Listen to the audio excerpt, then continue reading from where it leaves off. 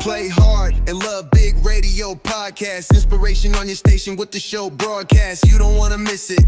You gotta listen. Good vibes and stories for you to go the distance. Bringing inspiration, stories that shine. Helping you connect heart and mind aligned. Live your best life, lift up and soar. Fueled by kumquat energy, we give you more. Play hard and love big.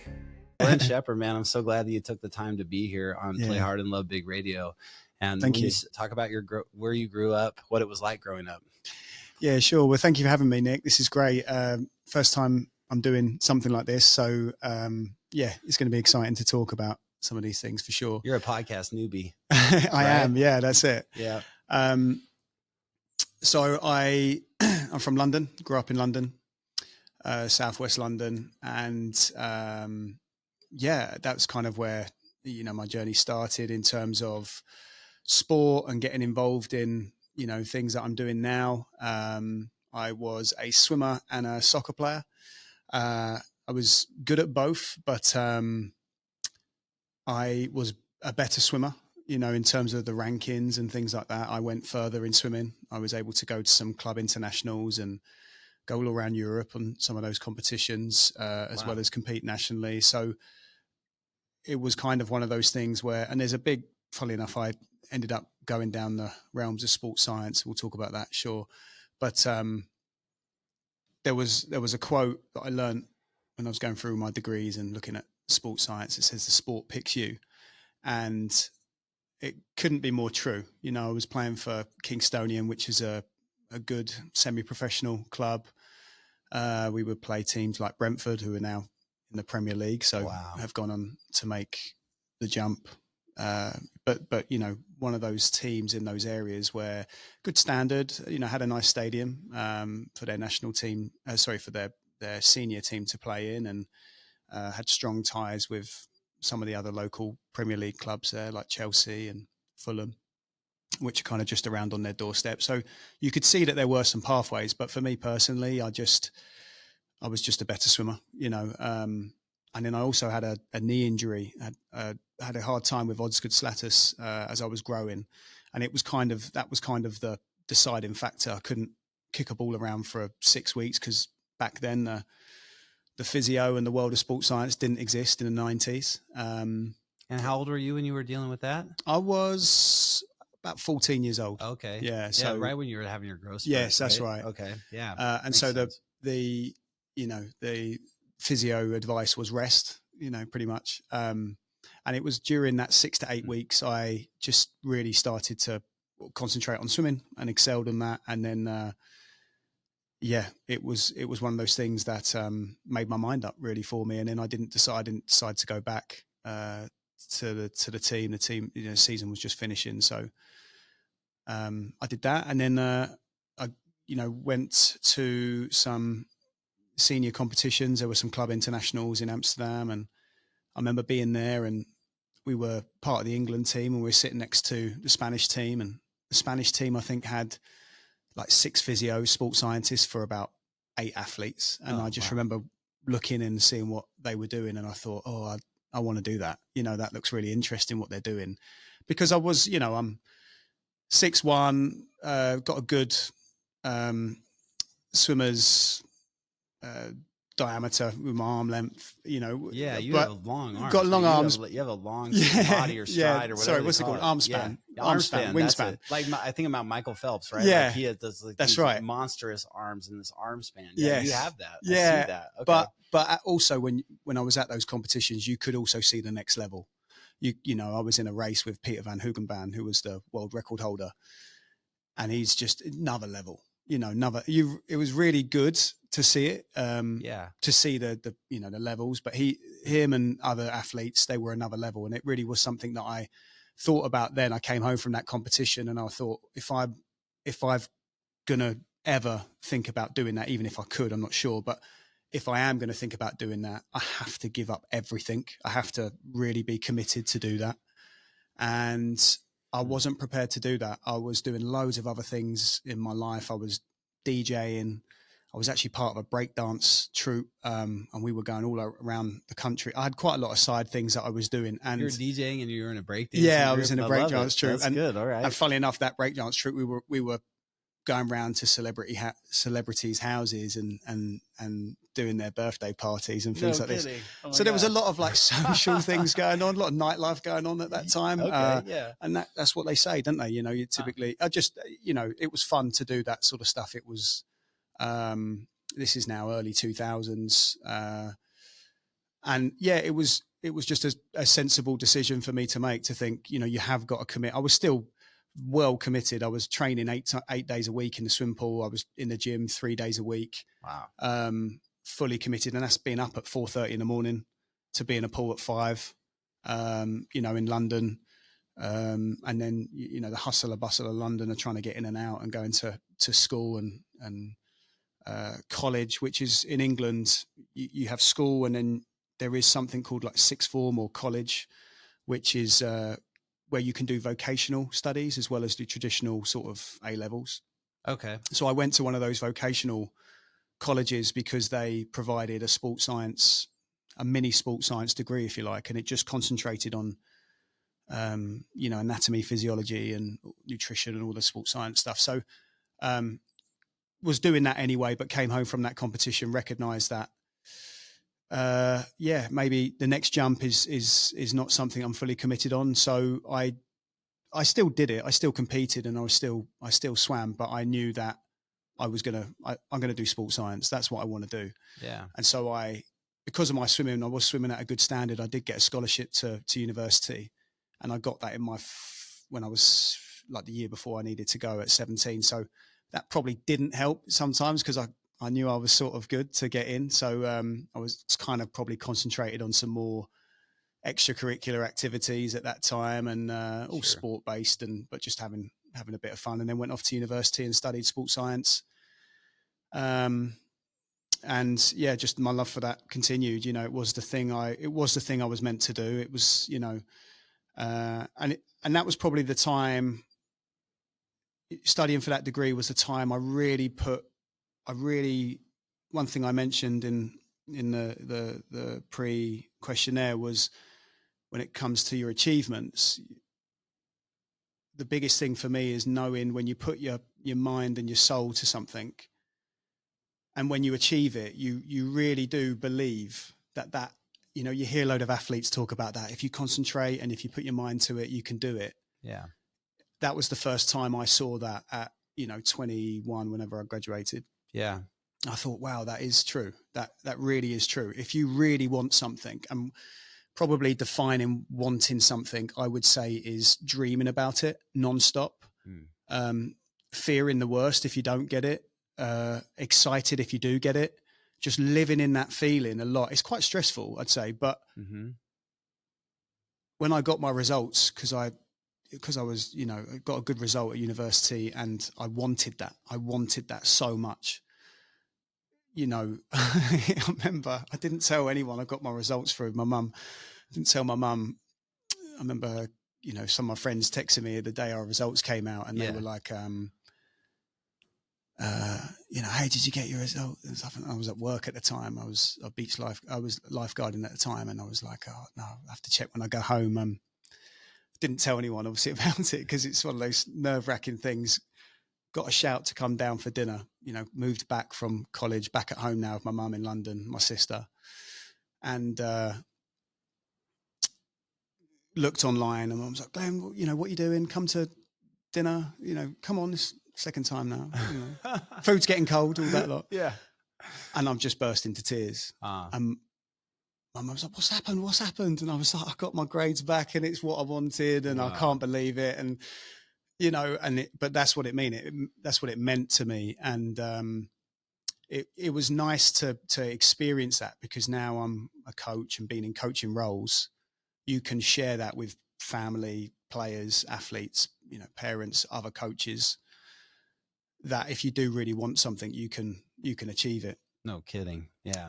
And so after that, I went on to do a master's degree, because I just loved it. And also other opportunities that the master's degree opened up, which was one, there was an opportunity to apply for a job at Chelsea Football Club, the team I've always supported as a kid, you know, in London. They're your team, huh? That was my team, yeah. And it was my team because of I was named after a player called Glenn Hoddle, and Glenn Hoddle, who was more of probably a bigger Spurs player. My dad was a Spurs fan. Okay. And and so, but he moved to Chelsea when I was about 7, and he was the manager of Chelsea, and I was like, there you go. I've got to follow Glenn Hoddle, you know, like, because I was named after him. Yeah. Wow. And that's why I was Chelsea. But they weren't doing very good back then, early 90s. And everyone was a Man United fan because they were the team that was killing it. And that's right. Sort of the amount of, you know, fights you're getting in a playground, trying to look after your team and support your team, you know. So did that happen quite a bit? Oh yeah, because like it was always scuffles or definitely like just chatting it up. Yeah. After the weekends games, and because football is just the national sport in England, life. you know, it's life. Goodness, it's in the newspapers, it's on the radio, it's everything anyone talks about. So it's everything, and it very much has that kind of you know, your sort of your war colors, or, you know, that's what you're wearing, and you wear that. You don't change teams or anything like this. And so, which is nice in a way, because it's got that quite maybe patriotic feel to it. Mm-hmm.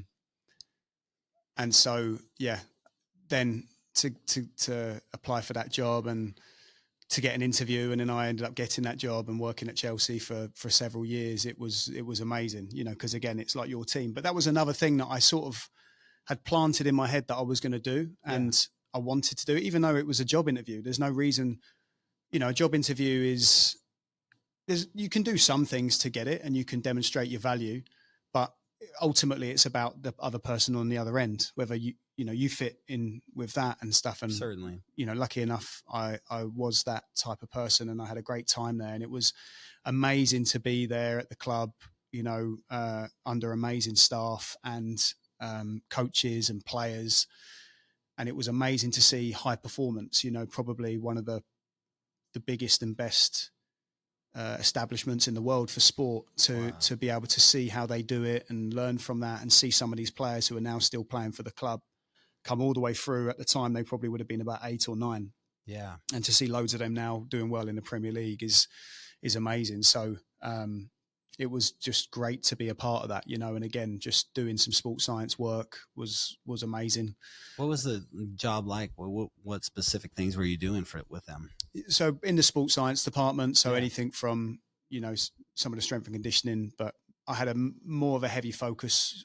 Strength and conditioning, more the biomechanics of the players, you know, it's their running gait, etc. Okay. Yeah. But more of a focus on performance analysis, which was a fairly new industry at the time.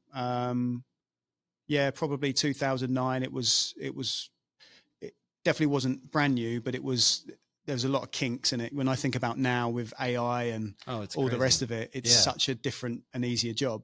Yeah. But back then it was, you know, you're dealing with technology, and that's difficult sometimes if it just, you know, for some reason it doesn't record, or for some reason you can't seem to change the format of the game. You know, there was a lot of issues there, that a lot of kinks that have definitely been sorted out now, and it's, you know, and it's more than a decade on, you know, from that. But it was good recording the games and looking at patterns of play and trends and ways that the team can get advantages over oppositions, but also how the players are playing, their performances, their development, you know, and that would be available to the U8s all the way up to the first team. Wow. So really good examples also of using how like top players perform, and how the younger kids can look at those clips and, you know, try and emulate that. You know, there was Chelsea at that time was amazing.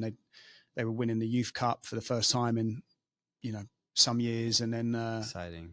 The first team won the Premier League in Carlo Ancelotti's first year, and the FA Cup, so they won the double when I was there. You know, and being a fan as well, you know, many times I had to try and keep my cool and be, you know, I'm sure, being very excited. I filmed the final day of the season when they won, and you know, I'm right up in the gantry filming it, and I just was like, this just feels like a dream. You know, like this is this is my team. I'm working here, and I've helped contribute to these successes with this. So great experiences, really, and then from that, I did some work with the Premier League, similar role, performance analysis, and for just like across the league, working with different teams, or yeah, it was more like they ran tournaments across Europe. So there were tournaments that we would travel and record, and that was great to be able to see how all the other academies in Europe operate. Because there's some amazing academies that don't necessarily, that maybe aren't no one would assume are doing good things because they're maybe not at the top of the Premier League, but there's some really good academies that I got to watch, which are, teams even in the Championship or even League One who are doing the right things and producing players on a yearly basis that are going to move on to do some great things in the sport. So it's it was a great experience to see all that, and to see the Barcelona academies and the PSGs, and even teams like Benfica, some exciting, because then that's Portugal, Spain, France. How exciting! We had a big tournament in Belgium, so watching some of the teams there and Germany come over, and just amazing, really amazing experiences. And then sort of from all that, I probably had enough of the rain, I guess, in England. And Europe, especially with my job at that time. I'm up a gantry, What is that? Wait, up at gantry? Is that what you said? I'm up a gantry. So I'm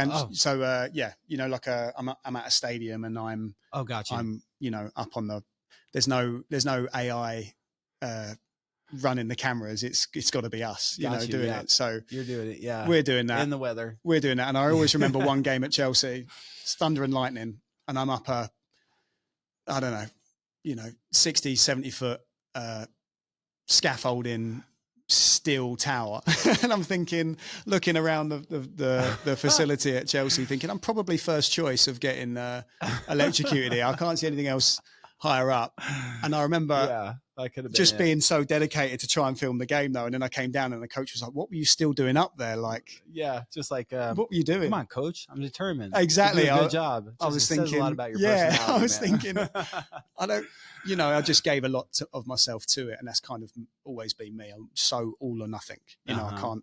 I don't have that middle switch. Yeah. Well, I mean, and you've referenced a couple times that how interesting and wonderful it was to see higher level players, like higher level swimmers and higher level soccer players, and be involved with a really higher level organization. What do you think is the difference between a high level player and organization and the ones that aren't as high level? Yeah, I'd definitely say it's all the preparation that goes into it. It's all the thought, and every organization, I think, will have plans, but I feel that those top organizations execute on those plans. And of course there's resources, and there's money and involved, which can help bring in, and allow for execution to happen a lot easier. Yeah. But it just, the clarity of the plan, less roadblocks. Sometimes with the lower organizations, you have just more roadblocks. Sometimes people don't fully understand what the mission and the goal is. Yeah. And almost they can feel like there's more red tape at those levels than it is at the senior levels, because I do feel that they kind of, work on that master plan, and that does take time, but they bring in those expertise to make sure that those things happen. And I think it does come down to the resources. I think that's obviously the obvious gap there. That's not to say that top organizations don't get it wrong, because I've also seen top organizations get it wrong. I've worked for other sport organizations, and I've seen some things where I'm like, this is quite amateurish at these levels. And then there's also been some local clubs. I know of a few local that are really maximizing their budget really well to get the best out of what they have, and they're leaning into things like clever marketing strategies to help maximize the awareness of what it is that they're doing.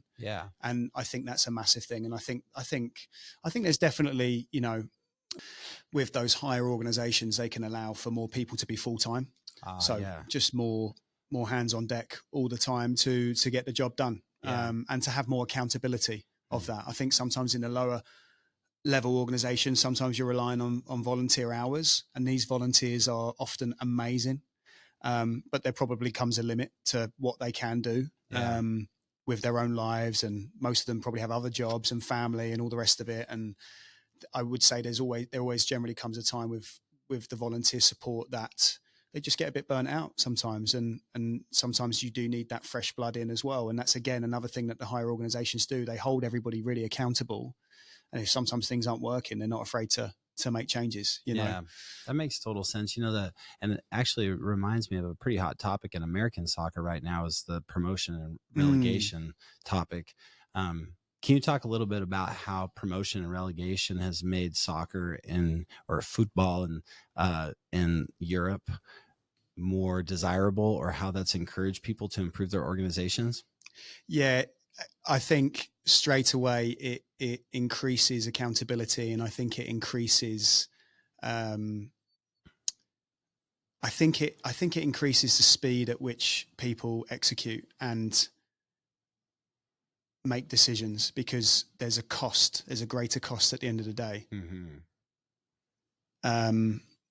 And I feel that it's an interesting topic, because I always remember as a boy, you know, even as young as 12, being involved in promotion relegation, because the league set up there is geographical, you know, so you might we played in Surrey, West Surrey Boys League. And is it that young? Yeah. Okay. Yeah. Well, because it's, and I think that's sometimes where there could be some pitfalls. Okay. But where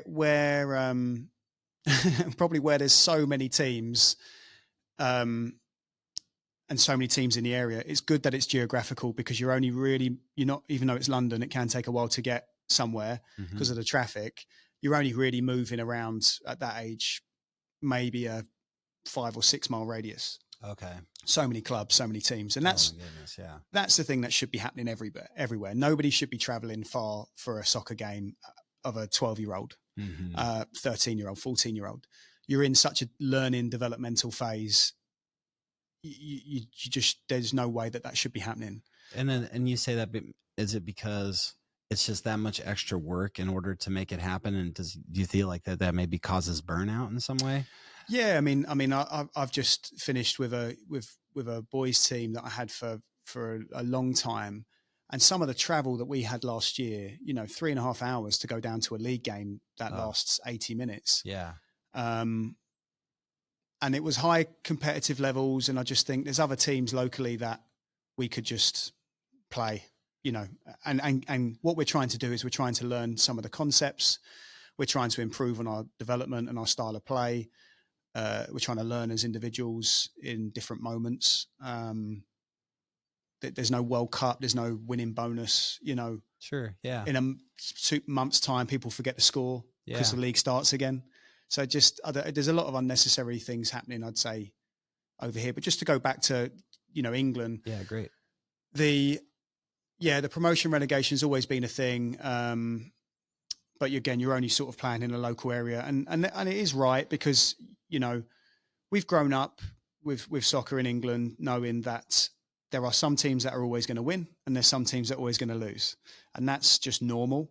And if the bottom teams can try and win a few more games and not get relegated, brilliant. That's kind of like their success, you know. And then there's some teams that are happy just to stay in the league. Right. Yeah. That's their success. And if they want to do things differently, they have to then look at themselves and think about how they can do that, whether that is increasing the sponsorship or funding that they can get, whether it's just trying to increase the level of play or the style of play, you know, looking at the way that, you know, the coach and the team works together. How can we improve it? You know, any sort of ability to get new players to come into the club, develop from within, you know, to develop some of the younger kids in teams to come in and be part of that. So there's many different ways. And that's why I think the promotion relegation is important, because I do think it keeps everyone sharp. Yeah. So it's, you know, from a senior level, that's kind of where that really helps. And when I think about these clubs in League One, League Two, Championship, I mean, everyone knows Wrexham's story, right? They're in the Championship now, and they've gone all the way up through the leagues, and they've got one more step to go. which would be amazing if they could do it. And that's kind of the fun of it as well, that you can take a club and you can just improve the way it does its, you know, systemically. You can improve how it operates. Obviously, you have the influx of, you know, finances to help support that as well. Oh yeah. But it's a good opportunity. It's just opportunity. Kind of, that's probably the word to sum it up. And I feel like here with the MLS, it just feels like it's a little bit too safe. And I feel that because it's too safe, it's maybe not as exciting. Gotcha. You know, and I think like it would be a really good thing if they did that. Mm-hmm. I totally understand it. I think over here with the MLS, it's more guaranteed. The financial outcome of every year is a bit more guaranteed. And I think that's probably why it's maybe not going to happen, because it might be something, you know, the MLS might be someone's side project and they're happy with it turning over X and they want to know how much it's always going to turn over. Sure. So, because obviously a lot of football clubs in England and in Europe don't make a profit. You know, a lot of people are doing it not to make a profit necessarily, but a hobby or, you know, or the thrill of it, I guess. So that's where it can be exciting. And again, when you think about some of those amazing stories of teams coming up, I mean, Luton Town, I can't think if it was last year. I think it was a year before. They're another team that have gone all the way down almost to being non-existent, to then all the way up through the football pyramid to then make it in the Premier League. And that stadium, Kenilworth Road, it's you know, basically backs onto people's houses. You know, I think the away fans have to go through. I don't think they have to go through someone's house, but I think they have to go through, like, go past someone's house to then get into the stadium, like a little alleyway, yes, or whatever, something like that. No, that's so interesting. Yeah, it's you know? and it's great because also what that brings is massive community. Totally. You know, and that's kind of where I feel it's always going to be difficult over here in America, just with how big the country is. You know, it's probably its greatest strength and its biggest weakness, that, because I always felt like it's difficult for people to really rally behind a team, because are they going to hop on a plane and go to the away game? You know, maybe not. So do then people become that invested in it? You know, like, whereas so many fans travel home and away in England, you know, and that could, and sometimes that is still a far journey. I have a few friends who are Sunderland fans, and from, you know, South London all the way up to Sunderland, it's probably 4 or 5 hours train, right? Maybe longer. Yeah. To go to their home games because they're from London. But then if there's, you know, if you're a Sunderland fan, it's very much so they travel all over. So they might have a game where they're now in the Premier League and they've got games, you know, in Bournemouth, which is, got to be 7-hour trip, I'd say. Yeah. You know, one way. So, but they do it. They're diehard fans for their teams, and that's all throughout the football pyramid. You see that, which is great. It's spectacular, man. After my junior year in college, our team went to England. Our two coaches are from England. One is Jeremy Gunn, who is now the head coach of Stanford. He's been there for like 8 or 9 years. And then the other one, Darren Morgan. Darren was a West Ham fan, and Jeremy's a Leeds fan. And when we went to London with our team, we went to a West Ham game, and it was when they were down in the first division. Yeah. And they were playing Preston. And Eddie Lewis, who played for the United States, was playing for Preston. And I remember when we walked in to West Ham Stadium. What's the name of West Ham Stadium? It probably would have been the Bowling Ground back then. Okay. Yeah. Man, that was fun watching them. But when we walked in, because we knew he was an American and he was there, we were like watching him and kind of like, hey, Eddie, you know. And I remember a security guard came over and said, hey, if you guys are going to be cheering for Preston, you need to be sitting in the Preston fan section. Yeah, that's like it was pretty serious, right? But there was tons of people from both sides there. It was one of the greatest experiences of my life. And I feel like when we got back from that trip, we were really just a cohesive unit. It just changed our perspective on everything, because seeing soccer at that level with that amount of passion behind it really brought us together. You know? And then we won the national championship the following year. So it's interesting how that that experience guided our team to success. Definitely. I wouldn't be surprised if it just opened everybody's eyes to see the heart and the sheer passion that they have for their team. You know, like you said, you absolutely, especially West Ham game. My whole family are West Ham fans, so I've been to many West Ham games with my uncles and my cousins. So it's, you know, and their fans are amazing.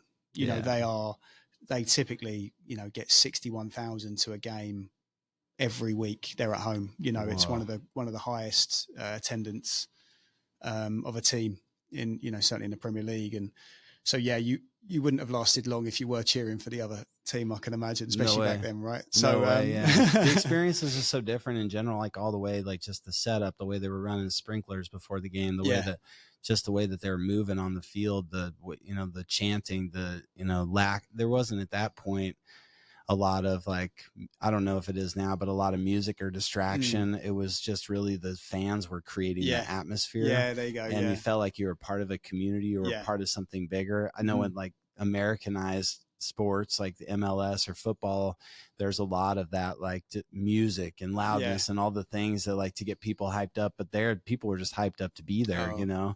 And so that was definitely, that was a game-changing moment for me in my life.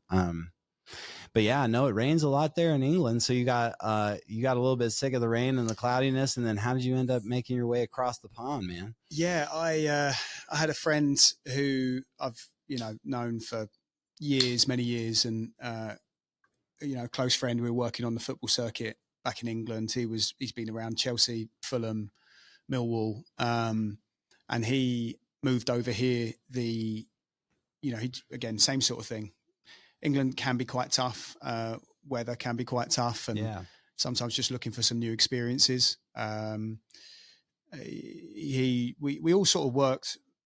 He came over to California to Dorado Hills Soccer Club with a guy who ran the club at the time, and actually the three of us had actually worked in New York for this company, and so we'd cross path at one point or another. But my friend knew a guy who ran a club here, who was Dorado Hills at the time. Okay, and I then came over for a holiday in 2015 and checked it out, and, you know, sort of shared what I could do in terms of helping support the program in maybe different areas, which was sports science areas, because I know sports science has always been popular here in the United States, which has been amazing, which has kind of always been something where I'm like, I'm sure maybe, you know, America will appreciate the sports science more than the rest of the world. I think the rest of the world was actually catching up a little bit. Again, resources, and especially the sports here, are so analytical. And I'd say that they were way ahead of, you know, Europe on that front, you know, even from being in the swimming pools and the facilities and the ability to do like blood lactate testing and all that sort of stuff. It was still a little bit difficult to do. It's still a bit of a challenge. Early 2000s, you know, even up to sort of 2010, I would say was relatively new in England. Unless you were at, you know, the top of the top organization. So came over and then was able to find a space for me here, and I've been at Dorado Hills now, like, you know, 10 years, my 10th season. So but your role has changed there. My role has changed, yeah. Right? I mean, are you now the director of coaching? That's right, yeah. That's correct, yeah. Yeah. And then when did that start? When did you start becoming the director of coaching? So I was doing the role probably since 2024. Okay. But officially, I would say it was 2025. It was the start of this year. Oh, wow. This is pretty fresh for you then. Okay. Stepped into it. So, and yeah, it definitely has its challenges. You know, again, you're trying to provide an environment for everybody's aspirations and hopes and dreams and ambitions. You're trying to also share some realities as well, which is difficult. And it kind of comes back down to where we are. We're not a higher level organization in terms of professional or ample amount of resources. So we're trying to just be really creative. If you've got an organization like that, you have to be really creative. You have to really try and, you know, maximize what you can do. And that involves a lot of planning. It involves a lot of reflecting, a lot of evaluating. Mm-hmm. And, you know, just constantly looking at things and constantly evaluating and thinking, okay, we did it this year. How can we do it maybe better next year? And I'm always big on that, because I don't, again, just probably from a sports science background, got to be looking at, we did it like this. Is this the best way that we do this, or can we do something differently? So always open to feedback, and, you know, try and improve, constantly trying to improve. But it's tough, you know, when you've got limited facilities, that's when you do have to get really creative, and you do feel like you're juggling a bit too much. And sometimes that's where some of the complaints come in. And, you know, I understand it. I want better as well. Yeah. But sometimes it just is what it is. You Would know, you right say now, that's one of your biggest challenges, is the amount of facilities Yeah. available for you? 100%. And then organizing all the different teams at all the different times around all the different people. Yeah, 100% facility. When I think about our facilities at Dorado Hills, we have to change our structure and our training program. Certainly on the comp side, we have to go through that 6 times a year. So we have a plan, we have to change it, and we have to change it, and we have to change it. And we do like that. six seasons, kind of. Yes. If you looked at that, that's crazy. Okay. Yeah. 6 seasons. And then with the rec side, we have 2 seasons of that. And that is juggling, because, you know, over here, there's different categories of what sport is priority. So juggling those situations, you know, some in springtime, it's more lacrosse, it's track, other sort of sports going on like that. And then soccer is kind of, you know, a bit more sort of summer fall. But because our program has grown, which is great. Yeah. The downside is that we just have to try and get more creative, you know, but I love that stuff. I love to try and look at what we're doing and not settle for, just never settle in, just trying to see if we can improve what we can do. Can we get a bit more creative? Can we also try and make it in line with periodization? So not only are we getting creative, can we also try and match the athletes where they are during the season? Because then we have a, you know, reduction of injuries, and we can maximize performance potential. I mean, in regards to what you're training them, is that what you mean? Yeah, like when you say periodization, you're saying like meeting them where they're at based off where they are in their season and their training. Yes. Okay. Yeah, because we have 2 main seasons. We have the fall season. Training will start for that in sort of June, July, and then the season will start in August and go through to November, December, depending on the cup competitions that some teams are doing. Yeah. Then there'll be a winter break, and then we come back, and then we have a spring season which starts in March and runs till May, and we start training in January for it. So we kind of have like a 6-week run up before the season starts. And so with that, we are just trying to manage the, you know, the size of the field. Is it making sure it's appropriate for them, but then also the weather, because even though the weather is lovely here, there's still a bit of rain in Northern California. Yeah. And sometimes there can be a lot of rain. Yes. You know, it just kind of depends, really. Exactly. On the year. And so sometimes there's like limitation on facilities, but we've had some, you know, good conversations this year, and I've got a good staff around me that feel the same about wanting to try and improve what we can do. And, you know, a lot of those staff are also heavily involved in the club, you know, either have kids playing in the club, or, you know, just also want better. So, yeah, it can sometimes lead to some frustrations, the facility thing, but it's just kind of, it is what it is. And we, you know, we're definitely doing our best to maximize that for our members. Yeah. Yeah. It's cool that the parents are so involved. Anyone that I've ever spoken to within the organization has been very organized and enthusiastic about, you know, being involved in the community and making sure that the program is better and better every time.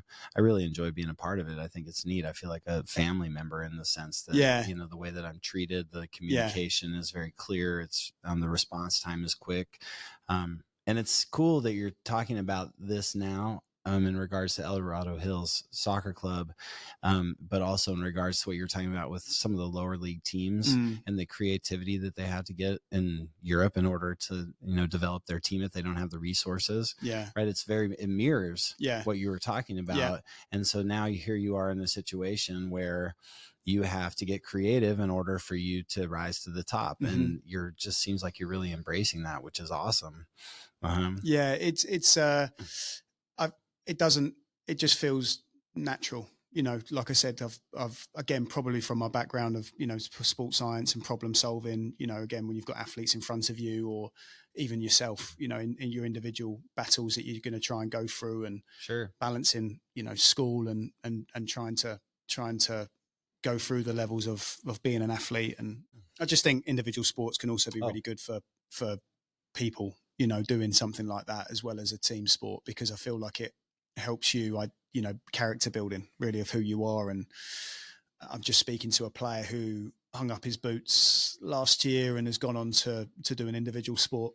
He was good at both, but he's now, again, sport picks you. It does seem to be a theme that crops up a lot, you know, certainly as kids go through adolescence, you see sometimes it's just injuries that they're unable to get over. Sometimes it might just be that their body can't keep up with the demands of the sport, or that they're better suited, right, to do something else. And this player in particular has just grown enormously, and he's going to, I think, probably go on to be a really good, you know, wrestler.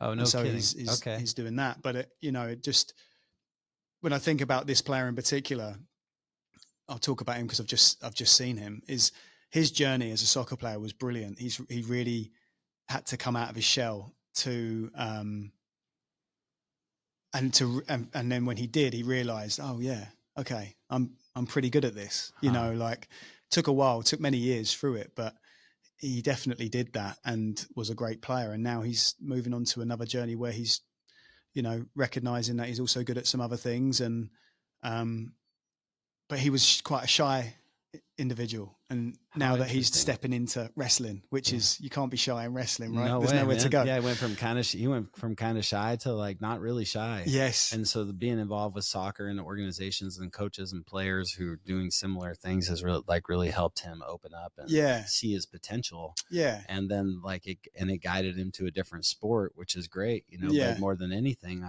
the way I kind of look at it and see it, Glenn, and you probably too, is that it just has changed his life. Similar to, like you said earlier, again, too, like how you realize, like, wow, actually I can do this. Mm-hmm. Like, here I am. I had this vision. I made it happen. I'm doing it. Like, this is some, you know, life becomes grander when you start to see that you can create it. Mm. And that's really neat that the organization's done that for him. Yeah, it's exactly that. And it you know, it touches back on something we were talking about earlier in terms of managing the expectations and the ambitions of, you know, the families and everyone. I always see soccer as like a life skill, because certainly the way that we teach and we coach at Dorado Hills is all about trying to put the player first. So creating the environments for them to then go and express themselves, you know, through guided discovery, not having, you know, they call it the joystick coach approach.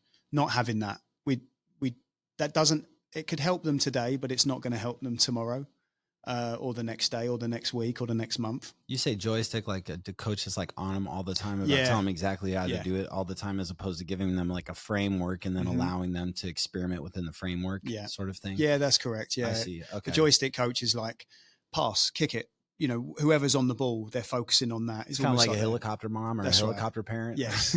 Very overbearing. Gotcha. On them. And it's fine. They can get, that means that they can probably get it right today. Yeah. But it just doesn't help them. If that coach has to call in sick or can't be there for whatever reason, then what? Right. You know, so the reason I try and share with people that I want, you know, soccer, and it can be a life skill, is because it teaches them to be, you know, accountable for their actions, to help develop them to become better decision makers, to then be brave and be courageous with their actions, to you know, to take act in what they're doing and to own it, you know, and to talk about it, to discuss, to reflect on it. They're kind of all things that you would want in an individual, in a job, at an organization, in anything really. You know, you want people to do that. You want people to. You don't want robots. You know, you need people to demonstrate, you know, what it is that they can do, because that can only ever help an organization. And so it does feel like that becomes a big challenge with some of the families and the parents, because perhaps they're maybe not used to that approach. And I do feel like quite a lot of the sports here, the sort of national sports here, maybe are a bit more coach driven. You know, we're going to run this play now and you're going to do this, this and this. Okay, understood.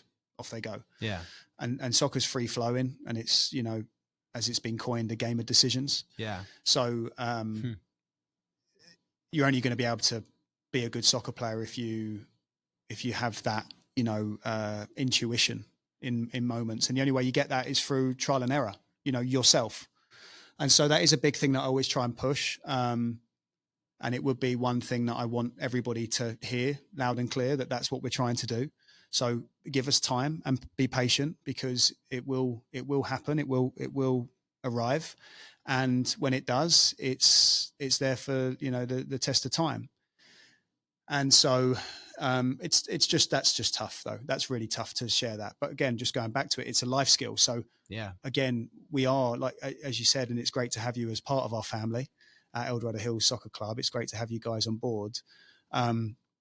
Because I'm glad that you said that, because I always feel like that. It is definitely a family club, community run club, and lots of support. And just today that I've come from the big recreational jamboree that we hold every year, and it's just brilliant to see all those kids come together and have a couple of games, and we put that all event on, free to the community. And yeah, it just brings everybody together. It's great. And so that's kind of why trying to run down this life skill approach of helping them to be accountable and to find their own feet in what we're trying to do. That's kind of one of the reasons, because soccer's great and sport is great, but very few people make it to the high levels and perhaps maybe make a career out of it. So why are we doing this? Well, we're doing it to hopefully build social. We're hopefully looking to try and build some fitness and some cardiovascular, fitness and health, and and then hopefully teaching them a skill as well, but then also those deeper skills that they can take and go, I stood up and I decided to do this. I thought it was the right decision. These were the outcomes. It worked. It didn't work. I've learned from it, and I have this saying that I picked up from Chelsea, which was we win or learn. And I'm trying to get that in with my parents now. And I hear some of the parents at the end of the game, we win or learn, we win or learn. Nice. Exactly. 100% I like that. Yeah. Oh, man, that is so good and so important. I mean, when I reflect on my soccer career, especially the college career that we had that ended up being incredibly successful by my senior year, it wasn't just my senior year that got me there. Yeah. And it was all the failures, all the times that we weren't in unison, all the, different elements we faced with weather, all the different things that happened that we had to learn from to get to that place where we could win a national championship. That was one aspect of it, right? You win or you learn, and we learned, and we had the right coaching to guide us there, which is great. And then after that, and speaking to your point about like, what is the bigger vision and the purpose of playing soccer and providing these opportunities for youth, is after that, I felt like I could do anything, Glenn. I felt like, you know what, I can put, if I want something, if I put my attention on it, if I put it on my vision board, if I work towards it and take daily steps slowly, I can create something. And it's not going to happen overnight, but I can create anything I want to create. And that's where Spotted Dog Yoga came from, is really like knowing, then having the confidence that I could do that, which stemmed from my experience of playing soccer. And it was life changing for me. It's character building, isn't it? It's character building, and it changes your perspective. And once you have that, like you're talking about, I get it. No one really understands anything completely until they understand it for themselves, or they have their own experience of it. And so when somebody like myself or you has an experience of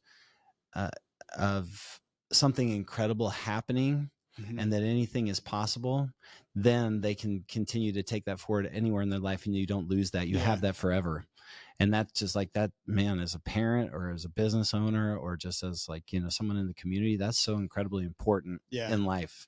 It is. And I had a moment. When I was living and working in New York, I had a team out there, and bless them. This is going to be good. They were pretty new to the sport of soccer, I'll be honest. I mean, I was having kids turn up. This is a travel team as well. But I was having, players turn up with shin pads on the outside of their socks. Like they're going into battle or something. Some of them turn up with baseball caps on during the practice. Sure. And all kinds of different length shorts, wearing, the basketball length shorts. It just was brilliant. And I did this in like a sort of a sabbatical time from Chelsea, because there was a organization over there in New York, and I spoke to my boss and I just said, hey, look, there's a opportunity to maybe just check it out in New York. Could I get some time away to do that? So they agreed to that, which was great. Yeah. And I got to spend 3 months over there, and I worked with multiple different organizations, but I did have this team as well that they were like, hey, we need a coach on this team, and they're very new to it and stuff. And one of the players on the team, and the coach, the parent coach that I was working with, my assistant, he was just a brilliant man. And his son was completely deaf, but he had created the operation system to have on his head, so we could have some kind of communication. It was one of those very new, I don't know what it's called, but we were able to get some kind of communication system going. He was my best player, this player, but this team in particular. Wow. And he was probably the only player who was a bit of a soccer player. They loved it. They had some European background and stuff. So it was definitely in his family growing up. My assistant coach, but this team was brilliant. I mean, they were character building. Yeah. But character building for you, yes. And they were character building for themselves. Yeah, there was some character being built. Absolutely. There. Oh my goodness. Exactly. I love that. That's and so good. They really struggled to sort of put anything together, really, bless them. But I put together a structured session. I just thought, we're going to have to just sort of do this for maybe the season, just to try and build some flow and some understanding. So we literally just spent a lot of time on rondos, because they were, a 9v9 team. So almost by default of where they were in their age and stage, or where they were in their age and stage, maybe not ability, but age and stage is, it's 9 players on a team. They're going to have to understand how to use each other for us to be anywhere successful. Sometimes at the younger ages, there's a bit too much of a focus on trying to pass and stuff. And ultimately, when they're so young, let's just develop the player, because that's what's appropriate for them. Sure. But these boys are, 11. So U12 it was. So they're able to take on that information, just weren't able to necessarily do too much with the ball. But we stuck on this training session, this rondo, and I think it was like a 10v2 rondo, right? So fairly, like to think that they could keep the ball a little bit more but it was like 1 or 2 passes breaking down. And I'd love to say that was because the defenders were phenomenal, but it was just, it took a while. But I remember after sort of, and this was kind of our warm up. This is just how our warm up started. It was something to try and build a bit of camaraderie, try and get them. We would make a note of our highest score, and we would go, right, come on, we've got to try and beat that, next week. Cause we'd just do it for sort of 10 minutes every session. And seeing that progress, and after 8 weeks, having to move into like a 6v4 because they were so good at it was, and as we progressed, we were losing 6-0, and there was the mercy rule in New York at the time. So you couldn't lose more than 6 goals, but we lost 6-0 every game. Yeah. And then our last 3 games of the season, we won 6-1, 4-1, and 6-0. Okay. And these were the same teams. It was like a home and away type setup. Yeah. So we played these teams again, and we started to, but it wasn't the scoreline. It was more about the fact that the progression in that practice, what we had to then keep changing and progressing it to, because they were getting better at it, and the enjoyment, and just everyone being able to see that we'd massively turned a corner was the biggest. It was the biggest moment of patience I've ever experienced, I'd say, in my life. The biggest moment of patience. Yeah. Luckily, I was new to the area, so I was very patient. Probably if I was in my 10th year, like I was now, I might not be quite as patient, because it does take it out of you. Yeah. But I was very, very hungry and desperate to try and improve, and seeing that. And it's a story that I tell my coaches about when maybe they're faced in a similar situation. I've been speaking to a coach about something recently in the very same and a similar situation, and he's actually just got back to me to say that was amazing. What they started to get it, and we're starting to see that. And so it's been really nice, because that's my story of patience. When I talk about, we're talking about trying to manage expectations with the families and know that there's a 10-week season and hopefully things are going to improve, and I'm sure they will. Yeah. But me being able to know that it will get better is a good thing that I can share with others, because it's like you said, you had those experiences with your soccer and those adversities, and then coming through that, you can talk about that now with so much heart, because you have done that and you know what it is, and it's like, and people can feel that, and so Sure. It's nice to have that, a story like that, because then I can share that with my other coaches and say, look, I get it. Yeah. I've been there. Yeah. It does get better. Mm-hmm. Stick at it and stuff. And so it is something that trying to also bring in some of my families that I used to work with over the years, who also saw that change from year and year, because we were doing something hard. We're trying to play a game where I'm giving them guided instructions, not commanded and not overdriven. You got to do it like this and this and this. I'm kind of giving them like you said, a foundation of a formula, and principle based is what it is. It's training them in principles. Like, if this happens, and you can do this. If this happens, you can do that. Because then principles tend to stand the test of time. So I'm thinking about trying to maybe get hold of some parents and get them to be the testimonials, to come back to the newer guys that are just starting their journey, because we do see, that new parent who's like, what's going on here? There's not much organization and stuff like that. And it's like, well, hang on a sec, there is, but it just may be different than what you're used to. Exactly. Yeah. I mean, it's, first of all, what it reminds me of is you have to meet people where they're at, like your team, your players, right? I'm in the yoga industry.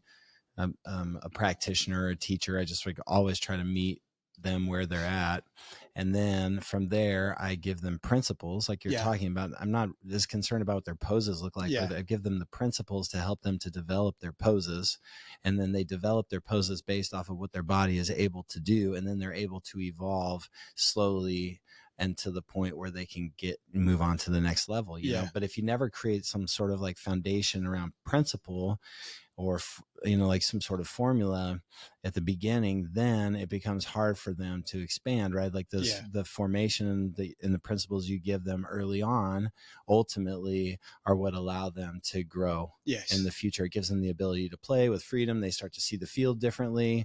Our teachers here, they start to teach differently. They start to show up a little bit more authentic and a little less canned, all the things like that, because there's the principles you laid out. But it doesn't happen overnight. And people got to know that. And I know that they know that. Just like success doesn't happen overnight. I read Deion Sanders, my dad, he was a CU Buffalo fan. My dad was, and then, Deion Sanders got hired on to work there. My dad really liked his motivational stuff. And so he sent me his book. In one part of the book, Deion Sanders says that every overnight success happened in the 30 years before it. Like it's that people see somebody become successful, or they see an organization get big and amazing, and they just automatically assume that they got lucky, or it just happened out of nowhere, but it didn't. It occurred with all the little things like you're talking about that you did consistently over time. And that's where the big shifts occur. At least that's way I see it. 100%. It does become sometimes, it's sometimes hard when I definitely feel that the parents are judging the players and what they see in front of them from an adult's perspective. And I know it's really difficult, because I can't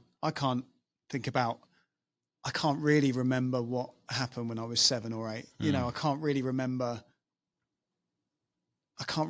too many conversations that I had on the fields or anything really. I can definitely remember moments that triggered my emotional state, my limbic system in my brain, to push stuff to consciousness. It's like, there's definitely moments like that, maybe a great last minute tackle that I made, or a goal, or because it created an emotional stimulus around the team and myself, and maybe moments where, just things like that is what you remember. But in terms of like what I did. I can't really remember that. So I get it. So I totally understand the difficult for them to try and put themselves in those shoes. But yeah, because especially in the moment, it's emotional, isn't it? Sometimes, especially when they're watching Totally. their kids, it's emotional. So You want them to be successful. Yeah. You want them to be like do the very best that they Yeah. can possibly do, you know, and like sometimes the patience goes out the window. yes, it does. Yeah. I mean, just like my little kids at home. Do you have Yeah. kids? I don't know. Yeah, we have 3 boys. Yeah. you Oh, know, wow. And it's like constantly Yes. a game of patience, Yeah.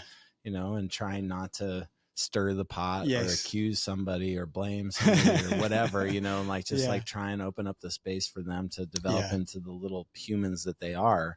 But it requires patience. Oh, It just 100%. doesn't happen Yeah. overnight, you know. That's amazing, Glenn. Yeah. Yeah. What would you say your big vision and goal is for the Dorado Hills Soccer Club? I would love us. Do you know what? I would love us to get more facilities, because I think what we're doing at this moment in time is amazing. Yeah. And I think what when I see other clubs, what they're able to do with the facilities, I would say, I'd just say it definitely makes the job easier, you know. So the facility thing would be really exciting, because I think about how much energy we put into what we're currently doing. And then I think about where that energy could go if we weren't trying to problem solve constantly. And we could actually, we could actually sort of work on building and planning the next steps. That would be really exciting. So it's definitely a big hope. And obviously, if anybody out there wants to donate a massive piece of land or finances to help us achieve that, it'd be amazing.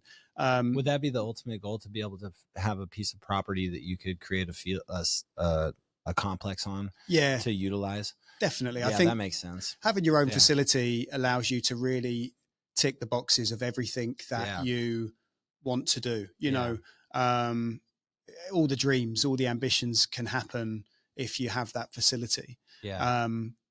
Because like I said, I do think we're doing an amazing job, and it's a massive credit to all the staff, you know, because they're doing such a good job juggling, and all the volunteers as well that we have at our club, because they're doing a massive job juggling, and they are also working behind the scenes to try and secure this as well. So it's I think it's got to be that, because then, like I said, everything else, the sky could be the limit, you know, for us, because we've got such a great community of people, and you know, there's something special about Dorado Hills for sure, that, you know, is you don't get in necessarily other parts of the world, and certainly from from London, right? You know, I was walking past the field the other day.